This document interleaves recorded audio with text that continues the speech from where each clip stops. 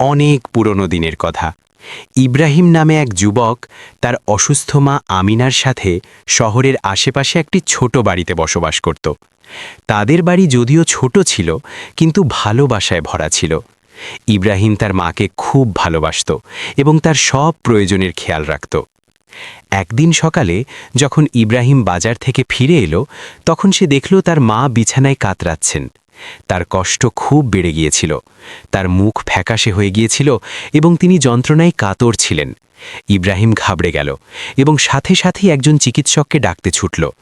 সে শহরের বিখ্যাত চিকিৎসক হেকিম সুলেমানের কাছে পৌঁছল, যিনি তার দোকানে বসেছিলেন।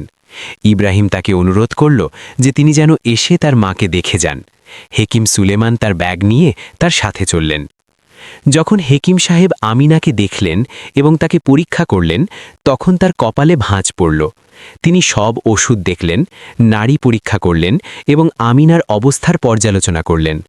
তারপর তিনি ইব্রাহিমকে একপাশে ডাকলেন এবং বড় আফসোস নিয়ে বললেন, বৎস, আমার খুব দুঃখ হচ্ছে। তোমার মায়ের এই কষ্ট আমার পরিচিত নয়। আমি আমার জীবনে অনেক রোগীর চিকিৎসা করেছি, কিন্তু এই রোগটি খুব অদ্ভুত। আমি এর কোনো চিকিৎসা জানি না। ইব্রাহিমের মন ভেঙে গেল। সে আগে কখনো এমন রোগের সম্মুখীন হয়নি। তার চোখে জল এসে গেল এবং সে খুবই গমগীন হয়ে গেল। হেকিম সুলেমান তার কাঁধে হাত রাখলেন এবং বললেন, বৎস, সাহস রাখো, আল্লাহর ওপর ভরসা রাখো, হয়তো অন্য কোনো পথ পাওয়া যাবে। হেকিম সাহেবের চলে যাওয়ার পর ইব্রাহিম তার মায়ের পাশে বসে পড়ল। সে তার হাত ধরে কাঁদতে লাগল। সে বুঝতে পারছিল না যে কি করবে। এই দুনিয়ায় তার মাই ছিল তার একমাত্র সম্পদ। কেনই বা না হবে? যার ওপর তার মায়ের ছায়া থাকে, সে দুনিয়ার সবচেয়ে বড় নিয়ামতের মালিক হয়। মায়ের দোয়া সব বিপদ দূর করে দেয় এবং আখেরাতেও তার সফলতা তারই খেদমত আর তারই সন্তুষ্টির সাথে জড়িত। সারা রাত ইব্রাহিম তার মায়ের কাছে বসে রইল। সে তার কপালে ঠান্ডা জল দিতে লাগল এবং তার জন্য দোয়া করতে লাগল। আমিনা কখনো হুঁশে আসতেন তো কখনো বেহুশ হয়ে যেতেন। তার অবস্থা খারাপ হতে যাচ্ছিল। সকালে যখন সূর্যের প্রথম রশ্মি জানালা দিয়ে ভেতরে এলো, তখন দরজায় টোকা পড়ল। ইব্রাহিম দরজা খুলল তো দেখল তার প্রতিবেশী খাদিজা দাঁড়িয়ে আছেন। খাদিজা একজন নেক ও সহানুভূতিশীল মহিলা ছিলেন, যিনি সব সময় অন্যের সাহায্যে প্রস্তুত থাকতেন। তার হাতে খাবারের থালা ছিল। ইব্রাহিম, বৎস, আমি শুনলাম যে তোমার মায়ের শরীর খারাপ। আমি তাকে দেখতে এসেছি, খাদিজা বললেন। ইব্রাহিম তাকে ভেতরে আসতে দিল। খাদিজা আমিনাকে দেখলেন এবং তার পাশে বসলেন। তিনি ইব্রাহিমের কাছে তার অবস্থা সম্পর্কে জিজ্ঞাসা করলেন। ইব্রাহিম তাকে সেটাই বলল যা হেকিম সুলেমান বলেছিলেন। তার কণ্ঠে ব্যথা ও অসহায়তা স্পষ্ট ফুটে উঠছিল। খাদিজা চিন্তিত হয়ে বললেন, ইব্রাহিম, আমি এক বুজুর্গের কথা শুনেছি। তার নাম শেখ আবদুল্লাহ। তিনি শহর থেকে অনেক দূরে থাকেন। বলে যে তিনি ভেষজ ওষুধের বড় জ্ঞান রাখেন এবং তিনি অনেক অদ্ভুত রোগের চিকিৎসা করেছেন। হতে পারে তিনি তোমাকে সাহায্য করতে পারবেন। তোমার উচিত তার সাথে পরামর্শ করা। ইব্রাহিমের চোখে আশার আলো ঝলকে উঠল। সে খাদিজাকে জিজ্ঞেস করল, কিন্তু তিনি কোথায় থাকেন?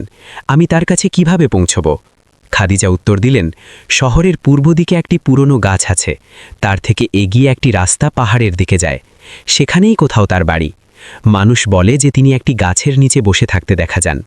ইব্রাহিম সিদ্ধান্ত নিল। সে খাদিজার কাছে অনুরোধ করল, খাদিজা আপা, আপনি কি ফিরে না আসা পর্যন্ত আমার মায়ের কাছে থাকতে পারবেন? আমি সাথে সাথেই যাচ্ছি।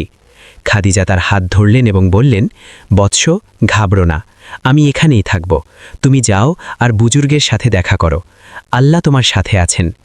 ইব্রাহিম তার মায়ের কপালে চুম্বন করল এবং তার জন্য দোয়া চাইল। তারপর সে তাড়াতাড়ি তার ঘোড়া প্রস্তুত করতে লাগল। সে কিছু খাবার ও জল তার সাথে রাখল। তার মায়ের শেষ ঝলক দেখল এবং বাড়ি থেকে বেরিয়ে পড়ল। রাস্তায় ইব্রাহিমের বুক ধড়ফড় করছিল।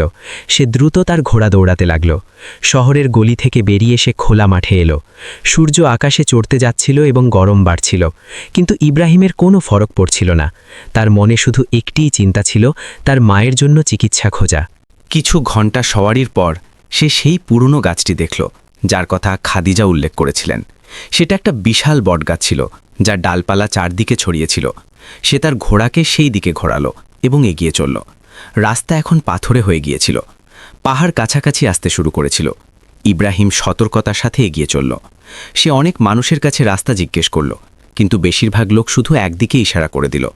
দুপুর হয়ে গিয়েছিল যখন ইব্রাহিম দূর থেকে একটি ছোট বাড়ি দেখতে পেল। বাড়ির সামনে একটি বিশাল গাছ ছিল এবং তার নিচে একজন বুজুর্গ বসেছিলেন। তার চেহারায় নূর ছিল এবং তার সাদা দাড়ি লম্বা ও সুন্দর ছিল। তিনি কোনো কিতাবে কিছু পড়ছিলেন। ইব্রাহিম ঘোড়া থেকে নামল এবং সালাম করতে করতে তার কাছে গেল। আসসালামু আলাইকুম শেখ সাহেব, সে বলল। বুজুর্গ তার কিতাব থেকে চোখ তুলে হাসি মুখে জবাব দিলেন, ওয়ালাইকুম আসসালাম বৎস, এসো বসো।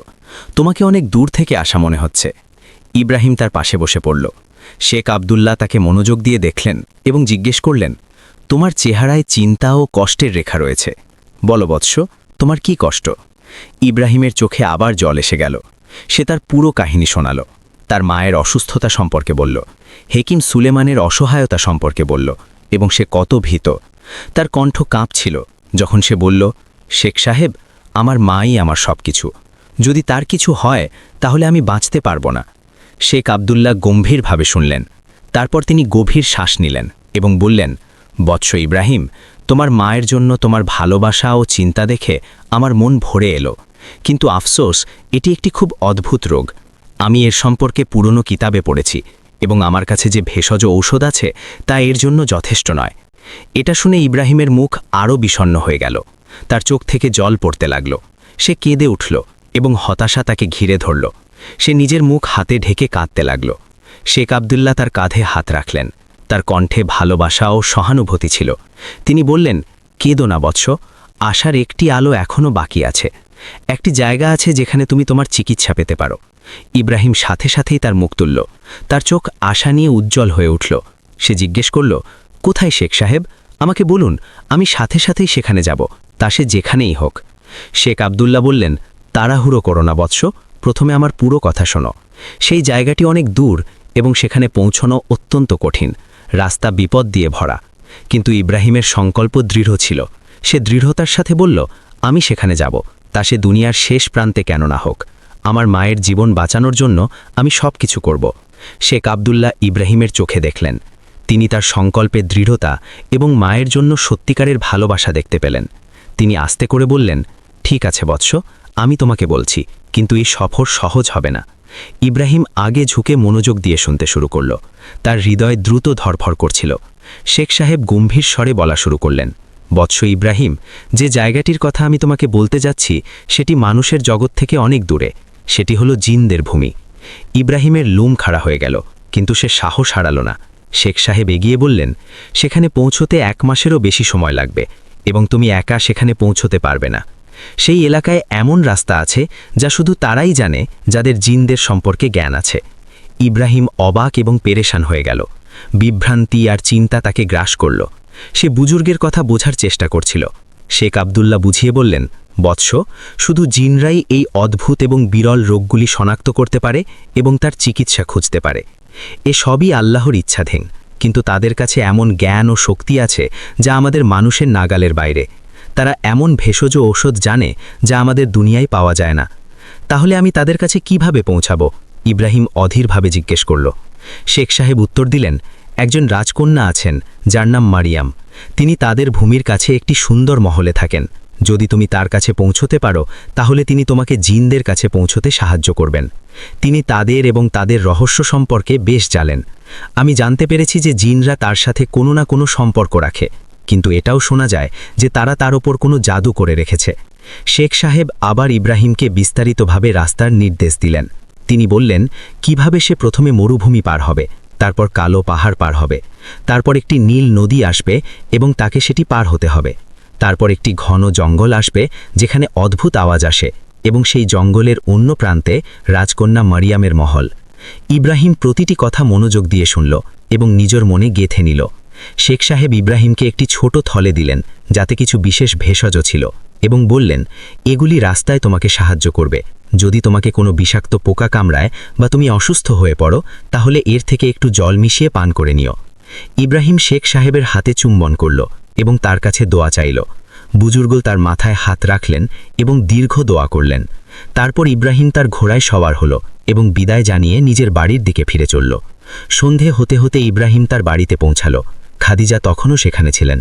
তিনি ইব্রাহিমকে দেখেই জিজ্ঞেস করলেন, কি হলো বৎস? বুজুর্গ কি বললেন? ইব্রাহিম তাকে সেই সব কথা বলল যা শেখ সাহেব বলেছিলেন, জিনদের ভূমির সম্পর্কে, রাজকন্যা মারিয়ামের সম্পর্কে এবং সেই দীর্ঘ ও বিপজ্জনক সফরের সম্পর্কে। খাদিজার চোখ বড় হয়ে গেল। তিনি ঘাবড়ে গিয়ে জিজ্ঞেস করলেন, ইব্রাহিম, এখন তুমি কি করবে? এটা তো খুব বিপজ্জনক, জিনদের ভূমি, আল্লাহ মঙ্গল করুন। ইব্রাহিম বলল, আমি যাব খাদিজা আপা, আমি যাব এবং ঔষধ এনেই ছাড়ব। খাদিজা চিন্তিত হয়ে বললেন, কিন্তু বৎস, এটা অত্যন্ত কঠিন, তুমি একা, রাস্তা লম্বা আর জিন, আমার ভয় হচ্ছে যে তোমার সাথে কিছু খারাপ ঘটবে। ইব্রাহিমের চোখে জল এসে গেল। সে বলল, খাদিজা আপা, দুনিয়ায় নিজের মাকে নিজের চোখের সামনে কষ্ট পেতে দেখা আর তার জন্য কিছু না করতে পারা, এর চেয়ে কঠিন আর কিছু নেই। আমি অবশ্যই যাব এবং ঔষধ এনেই ছাড়ব, তাই এর দাম আমার জীবনই হোক না কেন। আমার জন্য মরে যাওয়া সহজ এর চেয়ে যে আমি আমার মায়ের কষ্ট ও যন্ত্রণার সামনে অসহায় বসে থাকি। খাদিজার চোখ থেকেও জল এসে গেল। তিনি ইব্রাহিমের মাথা তার বুকে চেপে ধরলেন, যেমন কোনো মা তার ছেলেকে ধরে। তিনি বললেন, আল্লাহ তোমার সাথে থাকুন বৎস, আমি তোমার জন্য দোয়া করব। ইব্রাহিম বলল, আমি তোমার কাছে একটা অনুরোধ করছি খাদিজা আপা, আমার ফিরে আসা পর্যন্ত তুমি আমার মায়ের কাছে থেকো, তার খেয়াল রেখো। আমি তোমার এই মেহেরবানি কখনো ভুলব না। কিন্তু তোমার মাকে কি বলবো? তিনি তোমার সম্পর্কে জিজ্ঞেস করবেন, খাদিজা বললেন। ইব্রাহিম জবাব দিল, তাকে সত্যি বলো না, তিনি ঘাবড়ে যাবেন এবং আমার ওপর রাগ করবেন। তাকে বলো যে আমি ব্যবসার কাজে অন্য শহরে গেছি, সেখানে একটা বড় চুক্তি আছে যা আমাদের জীবন বদলে দেবে, এবং আমি শীঘ্রই ফিরে আসব। রাতে ইব্রাহিম তার মায়ের ঘরে গেল। আমিনা ঘুমাচ্ছিলেন, কিন্তু তার শ্বাস প্রশ্বাস তখনও কষ্টে ভরা ছিল। ইব্রাহিম তার কপালে চুম্বন করল এবং আস্তে করে বলল, আম্মি, আমি আপনার জন্য ওষুধ নিয়ে আসব, আপনি শুধু একটু অপেক্ষা করুন, আমি ওয়াদা করছি। সে সারা রাত তার জিনিসপত্র প্রস্তুত করল, কিছু জামাকাপড়, খাবারের জিনিস, জলের মোশক, একটি ছোট তলোয়ার যা তার বাবার ছিল, এবং কিছু প্রয়োজনীয় জিনিস। সে শেখ সাহেবের দেওয়া ভেষজ ওষুধের থলিটিও সাবধানে রাখল। সকাল হওয়ার আগে, যখন তখনও অন্ধকার ছিল এবং ফজরের আজান হতে যাচ্ছিল, ইব্রাহিম বাড়ি থেকে বেরিয়ে পড়ল। সে খাদিজার কাছ থেকে শেষবারের মতো বিদায় নিল। খাদিজা তাকে খাবারের একটি পুটলি দিলেন এবং বললেন, আল্লাহ তোমার হেফাজত করুন বৎস। ইব্রাহিম তার ঘোড়ায় সাওয়ার হল। সে তার বাড়ির দিকে শেষবারের মতো তাকাল, তারপর ঘোড়াকে তাড়া দিল এবং রওনা হয়ে গেল। সূর্য তখনও ওঠেনি, কিন্তু আকাশে হালকা লাল আভা ছড়াতে শুরু করেছিল। সফর শুরু হয়ে গিয়েছিল। ইব্রাহিম শহরকে পেছনে ফেলে খোলা মরুভূমিতে প্রবেশ করল। বালির টিলা দূর দূর পর্যন্ত ছড়িয়েছিল। গরম বাতাস বইছিল। সূর্য ওঠার সাথে সাথেই গরম বাড়তে লাগল। সারাদিন ইব্রাহিম মরুভূমি পার হতে লাগল।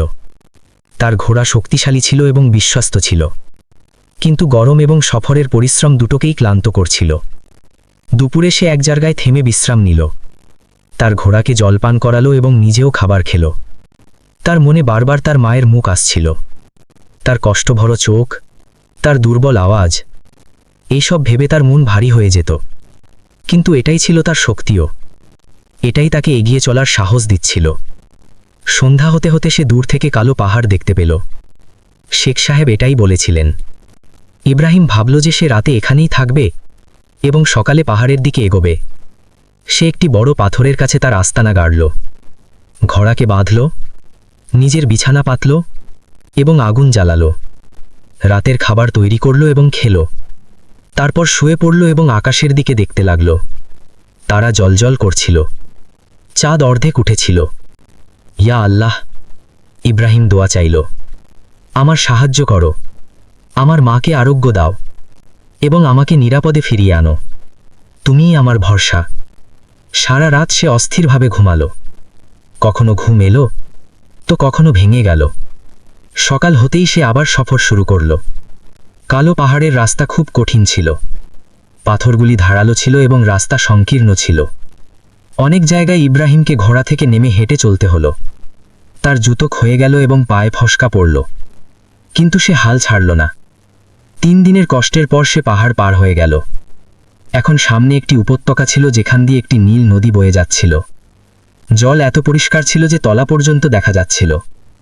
ইব্রাহিম তার ঘোড়াকে নদীতে নামালো এবং পার হতে লাগল। জল ঠান্ডা ছিল এবং স্রোতও ছিল তীব্র। ঘোড়া টলে গিয়েছিল, কিন্তু ইব্রাহিম তাকে সামলালো। নদীর অর্ধেক পার হওয়ার পর জল আরও গভীর হয়ে গেল। ইব্রাহিমকে সাঁতরাতে হল, কিন্তু আল্লাহর মেহেরবানিতে সে নিরাপদে অন্য পারে পৌঁছাল। নদীর পাড়ে একটি ঘন জঙ্গল ছিল। গাছ এত উঁচু এবং ঘন ছিল যে সূর্যের আলো জমিন পর্যন্ত পৌঁছাতে পারছিল না। অদ্ভুত আওয়াজ আসছিল, পাখিদের, জন্তুদের, আর কিছু এমন আওয়াজ যা ইব্রাহিম আগে কখনো শোনেনি। ভয় থাকা সত্ত্বেও ইব্রাহিম এগিয়ে চলল। রাস্তা দেখা যাচ্ছিল না, তাকে নিজেই রাস্তা তৈরি করতে হচ্ছিল। কাঁটা তার কাপড় ছিঁড়ে দিল এবং ডাল তার মুখে আঁচড় দিল। দুদিন ধরে সেই জঙ্গলে ভটকাতে থাকল। তার খাবার শেষ হতে শুরু করেছিল, জলও কমে গিয়েছিল। সে গাছের ফল খেল এবং জঙ্গলের একটি ছোট স্রোতের থেকে জল পান করল। তৃতীয় দিন সন্ধ্যায়, যখন সে প্রায় ক্লান্ত হয়ে পড়েছিল এবং আশা হারাতে শুরু করেছিল, তখন হঠাৎ সে দূর থেকে একটি আলো দেখতে পেল, উজ্জ্বল সোনালি আলো। ইব্রাহিমের মনে আবার আশা জাগল। সে তার ঘোড়াকে টেনে তুলল, নিজেকে সামলালো এবং সেই আলোর দিকে এগোতে লাগল। সে যত কাছে যাচ্ছিল আলো তত তীব্র হচ্ছিল এবং তারপর জঙ্গল শেষ হয়ে গেল। ইব্রাহিম একটি খোলা জায়গায় এলো এবং সে যা দেখল তা দেখে তার শ্বাস বন্ধ হয়ে গেল। সামনে একটি চমৎকার মহল ছিল। এমন চমৎকার মহল সে আগে কখনো দেখেনি। মহলের দেওয়াল রূপোর মতো চকচক করছিল, মিনারগুলি সোনার মতো ঝলমল করছিল। বাগানে রঙিন ফুল ফুটেছিল, ফোয়ারা বইছিল, আর সবচেয়ে বিশেষ ব্যাপার, পুরো মহল থেকে একটি নুরানি আলো বের হচ্ছিল। এটা রাজকন্যা মরিয়মের মহল হওয়া উচিত, ইব্রাহিম ভাবল। সে ধীরে ধীরে মহলের দিকে এগোল। তার হৃদয় জোরে জোরে ধরফর করছিল। এটা আশা থেকে ছিল নাকি ভয় থেকে সে নিজেই জানত না। তার ঘোড়ার জন্য খাবার আর জল দরকার ছিল এবং তার নিজেরও বিশ্রামের খুব দরকার ছিল। মহলের দরজায় পৌঁছে সে দেখল যে দরজা খোলা ছিল, কিন্তু কোনো পাহারাদার ছিল না। এটা অদ্ভুত ছিল, এত চমৎকার মহল আর কোনো পাহারা নেই। ইব্রাহিম তার ঘোড়াকে মহলের আস্তাবলে নিয়ে গেল। সেখানে আগেই খাবার আর জল রাখা ছিল, যেন কেউ তার আসার খবর জানত। সে তার ঘোড়াকে খাবার জল দিল এবং তাকে আদর করল।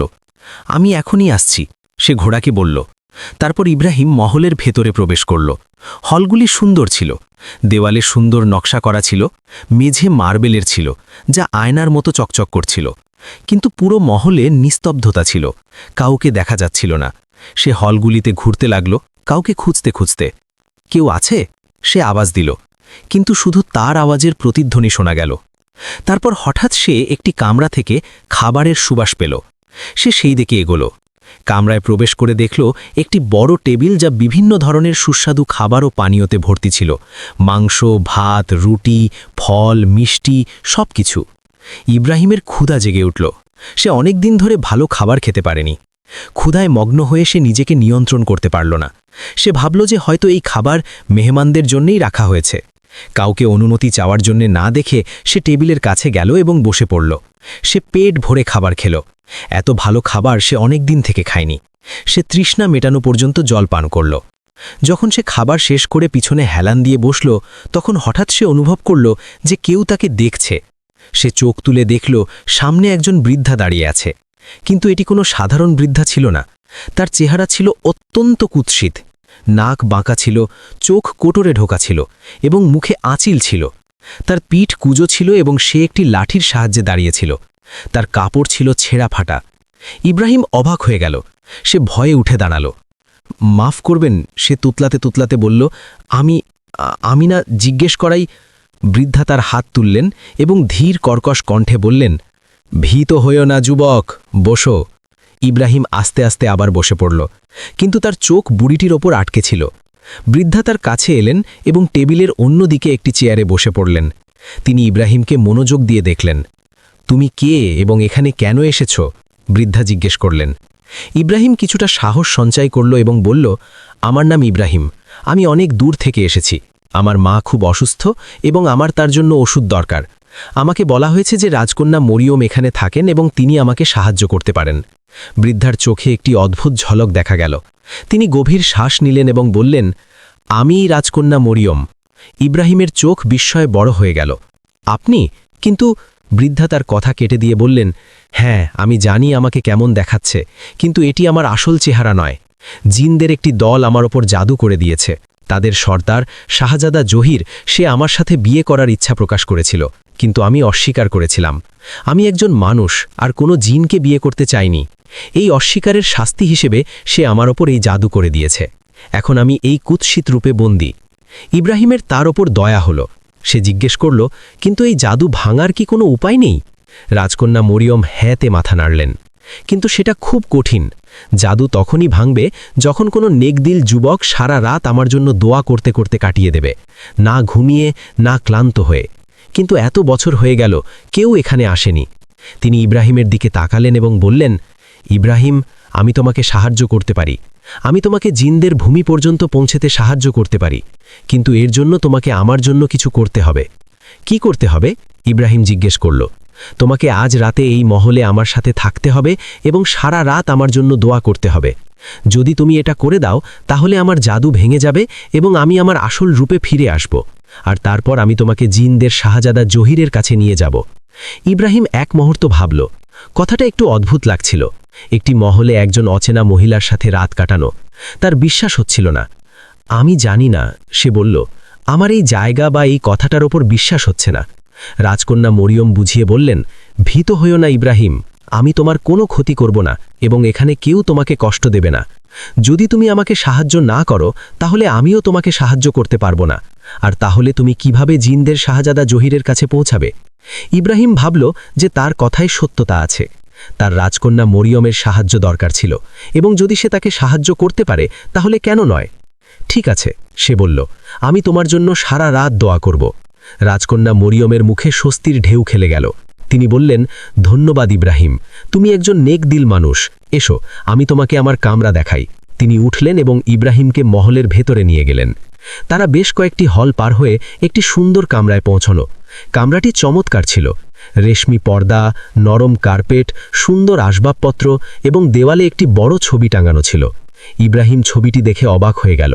ছবিটিতে একটি অত্যন্ত সুন্দরী মেয়ে ছিল। তার চুল ছিল লম্বা ও কালো, চোখ ছিল বাদামের আকৃতির ও উজ্জ্বল, মুখ চাঁদের মতো সুন্দর ছিল। সে একটি রাজকীয় পোশাকে ছিল এবং হাসছিল। এ কে?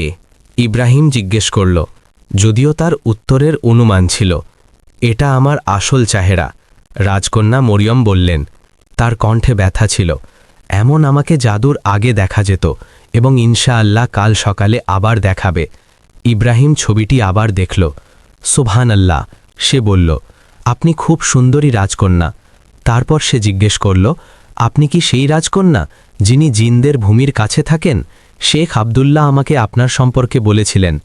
মরিয়ম জবাব দিলেন, আমার এই মহল সেই ভূমির সীমান্তে। এই কারণেই শাহজাদা জহির আমাকে বিয়ে করতে চেয়েছিল। সে ভাবত যে এইভাবে সে মানুষের জগৎ এবং জিনদের জগৎ দুটোর ওপরই রাজত্ব করতে পারবে। ইব্রাহিম বুঝল। সে বলল, ঠিক আছে রাজকন্যা, আমি সারা রাত তোমার জন্য দোয়া করব, কিন্তু আমাকে কি করতে হবে?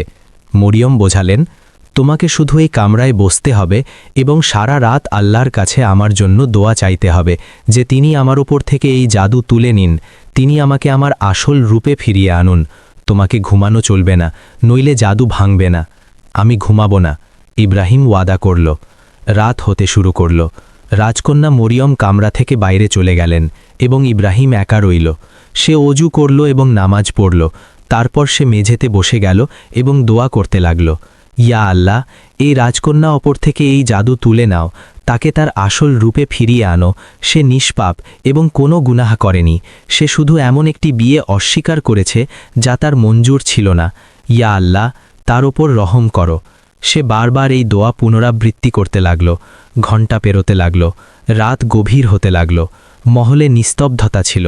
কখনো কখনো বাইরে থেকে কোনো অদ্ভুত আওয়াজ আসত, হয়তো বাতাসের, হয়তো কোনো জন্তুর, অথবা হয়তো অন্য কিছু।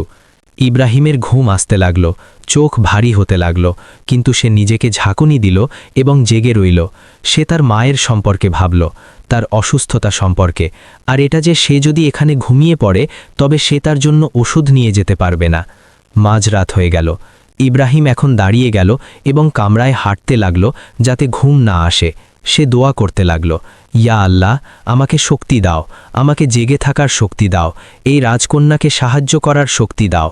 রাতের শেষ প্রহরে যখন ফজর কাছাকাছি আসছিল, হঠাৎ কামরায় একটি তীব্র আলো ছড়িয়ে পড়ল। ইব্রাহিম তার চোখ বন্ধ করে নিল। আলো এত তীব্র ছিল যে দেখা যাচ্ছিল না। তারপর ধীরে ধীরে আলো কমে গেল। ইব্রাহিম চোখ খুলল এবং যা দেখল তা দেখে সে অবাক হয়ে গেল। রাজকন্যা মরিয়ম তার আসল রূপে সামনে দাঁড়িয়েছিলেন, ঠিক ছবির মতো, বরং ছবির থেকেও বেশি সুন্দর। তার মুখ চাঁদের মতো চকচক করছিল, তার কাপড় ছিল চমৎকার এবং তার চোখে ছিল আনন্দের অশ্রু। ইব্রাহিম, তুমি আমাকে বাঁচিয়েছ, জাদু ভেঙে গেছে, আমি ফিরে এসেছি। তিনি ইব্রাহিমের কাছে এলেন এবং তার হাত নিজের হাতে তুলে নিলেন। তোমাকে অনেক অনেক ধন্যবাদ, আমি এই এহসান কখনো ভুলব না। ইব্রাহিম হাসল। সে খুশি হল যে সে রাজকন্যাকে সাহায্য করতে পেরেছে, কিন্তু তার মায়েরও চিন্তা ছিল। সে বলল, রাজকন্যা, আমার মায়ের জন্য ওষুধ দরকার, মেহেরবানি করে আমাকে সাহায্য করো, যেমন আমি তোমাকে সাহায্য করেছি। রাজকন্যা মরিয়ম গম্ভীর হলেন এবং বললেন, হ্যাঁ ইব্রাহিম, আমি তোমাকে রাস্তা বলবো, শাহজাদা জহিরের কাছে যাওয়ার রাস্তা, কিন্তু আমি তোমার সাথে যেতে পারবো না। কেন নয়? ইব্রাহিম জিজ্ঞেস করল। কারণ সেই ছিল যে আমার ওপর জাদু করেছিল। যদি সে আমাকে দেখে ফেলে তবে জানি না সে কি করবে, হয়তো আবার জাদু করে দেবে বা আরও খারাপ কিছু। আমি তার কাছে যেতে পারবো না, কিন্তু আমি তোমাকে রাস্তা বলে দেব এবং তোমার সাহায্যও করব। ইব্রাহিম জিজ্ঞেস করল, আর সে কি আমাকে সেই ওষুধ দেবে যা আমার দরকার? মরিয়ম জবাব দিলেন, আমার নিশ্চিত নয় ইব্রাহিম, শাহজাদা জাহির খুব কঠিন, সে অহংকারী এবং প্রায়শই মানুষকে ঘৃণা করে, কিন্তু তোমার চেষ্টা করা উচিত, হয়তো আল্লাহ তোমাকে সাহায্য করবেন। সকালের খাবার খাওয়ার পর রাজকন্যা মরিয়ম ইব্রাহিমকে মহলের বাইরে ডাকলেন। তিনি তাকে রাস্তার বিস্তারিত নির্দেশ দিলেন। মহল থেকে বেরিয়ে তোমাকে পূর্ব দিকে যেতে হবে, সেখানে একটা বড় মরুভূমি আছে। সেই মরুভূমি পার হওয়ার পর তুমি একটা উঁচু পাহাড় পাবে। পাহাড়ের অন্যদিকে জিনরা থাকে। শাহজাদা জাহির এবং তার দুই সাথী প্রায়শই সেখানে বসে থাকে। তিনি ইব্রাহিমের কাঁধে হাত রাখলেন এবং বললেন, কিন্তু শোনো, এটা খুব বিপজ্জনক। আমি আমার সৈন্যদের মধ্য থেকে একজনকে তোমার সাথে পাঠাবো। তার নাম মুরাদ। সে দূর থেকে তোমার অপেক্ষা করবে এবং তোমাকে দেখতে থাকবে। যদি তোমার সাথে কিছু খারাপ হয় তবে আমাকে সাথে সাথে খবর দেবে এবং আমি তোমাকে বাঁচাতে আসব। কিন্তু আপনি তাদের কাছে কিভাবে আসবেন? ইব্রাহিম জিজ্ঞেস করল। মরিয়ম হাসলেন এবং বললেন, আমার নিজের পদ্ধতি আছে, তুমি চিন্তা করো না, শুধু সাবধান থেকো। তিনি একজন সিপাহীকে ডাকলেন। মুরাদ একজন লম্বা শক্তিশালী মানুষ ছিল, যার চোখে বিশ্বস্ততা ঝলকাত। রাজকন্যা তাকে নির্দেশ দিলেন এবং মুরাদ মাথা ঝুঁকিয়ে কবুল করল। ইব্রাহিম তার ঘোড়ায় সওয়ার হল।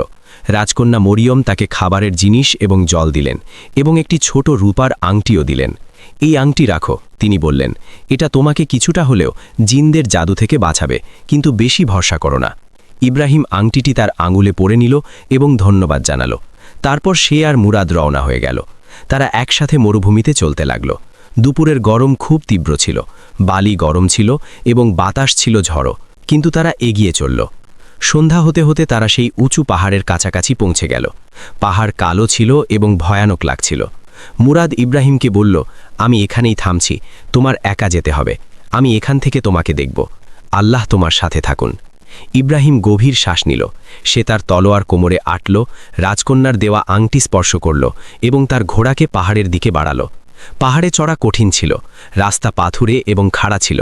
অনেকবার ইব্রাহিমকে মনে হলো যে সে পড়ে যাবে, কিন্তু কোনোভাবে সে ওপরে পৌঁছে গেল। পাহাড়ের চূড়া থেকে সে নিচে দেখল এবং যা দেখল তা দেখে তার শ্বাস বন্ধ হয়ে গেল। নিচে একটা অদ্ভুত জায়গা ছিল। মাটি লাল রঙের ছিল, বাতাসে ধোঁয়া ছিল এবং তিনটি আকৃতি বসেছিল। এরা জিন ছিল। তাদের রূপ ভয়ঙ্কর ছিল। তারা খুব বড় ছিল, মানুষের চেয়ে দ্বিগুণ। তাদের হাত লম্বা এবং ধারালো নখযুক্ত ছিল এবং তাদের চারদিকে একটি অদ্ভুত শক্তি ছিল।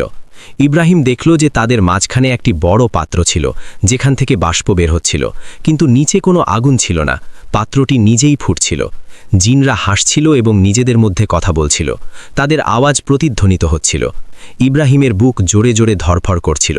সে ভীত ছিল, কিন্তু তার মায়ের জন্য ওষুধ দরকার ছিল। সে সাহস সঞ্চার করল। বিসমিল্লাহ, সে বলল এবং নিচের দিকে নামতে শুরু করল। সে যেই কাছে এলো, একটি জিন তার দিকে তাকালো। তার লাল চোখ ইব্রাহিমের ওপর স্থির হল।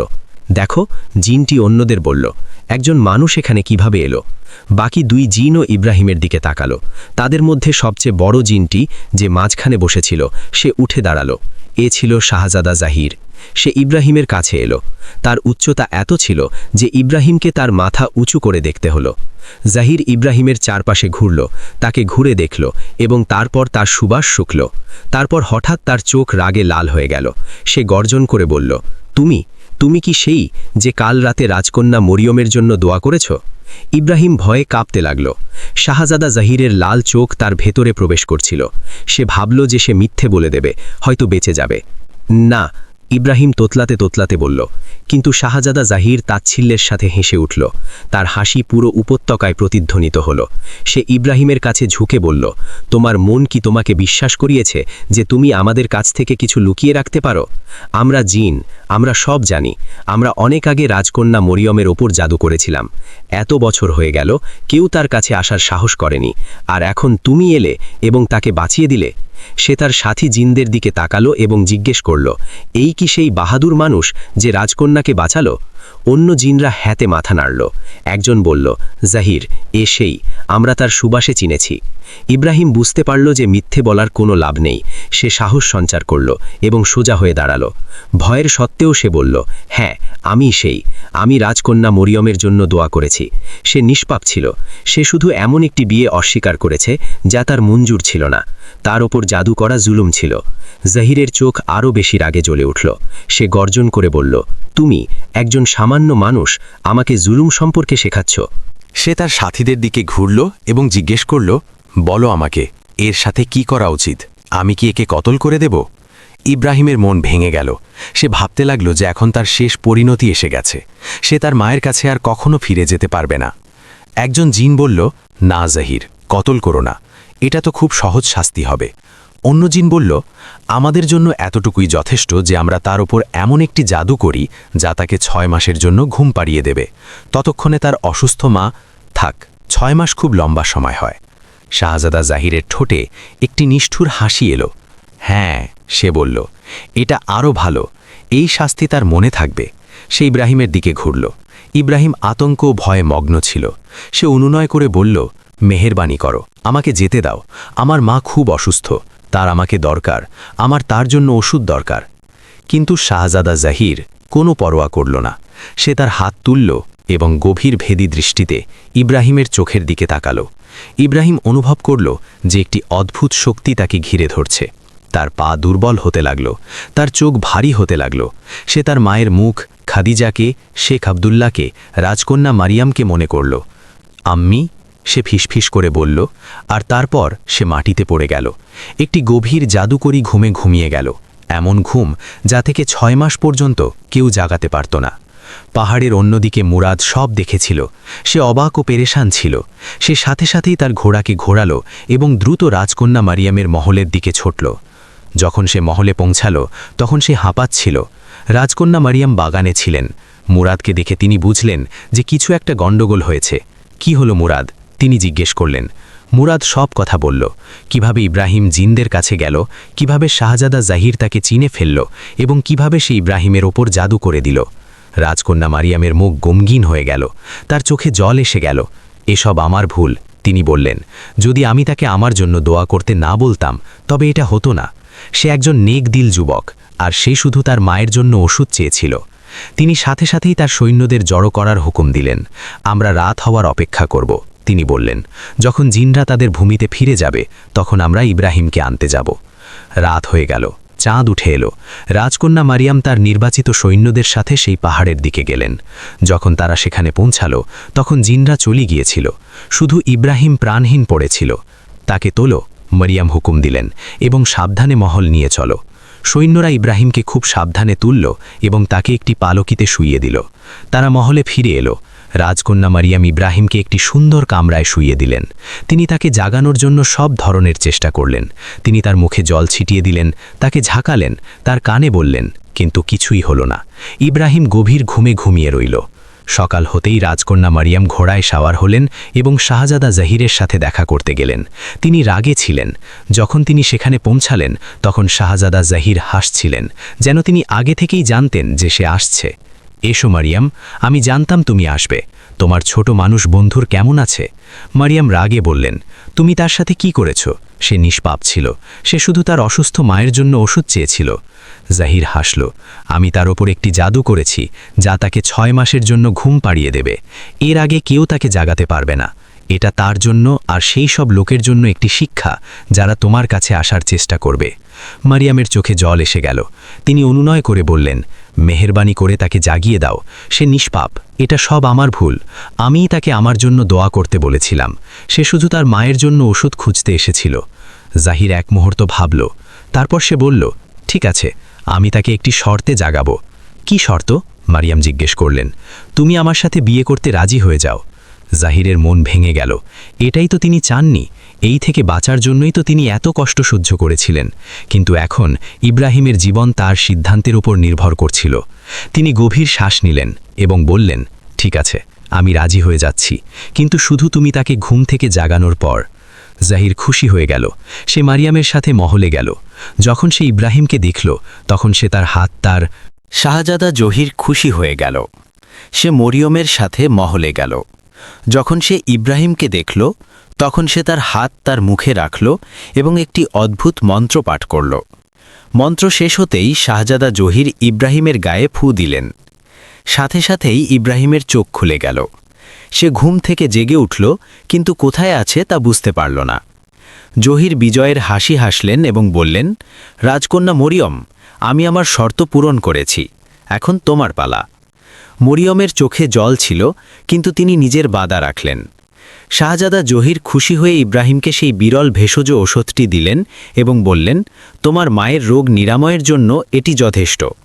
এখন তুমি এখান থেকে চলে যেতে পারো। ইব্রাহিম অবাক হয়ে দেখল যে মরিয়ম তার জন্য কত বড় ত্যাগ করেছেন।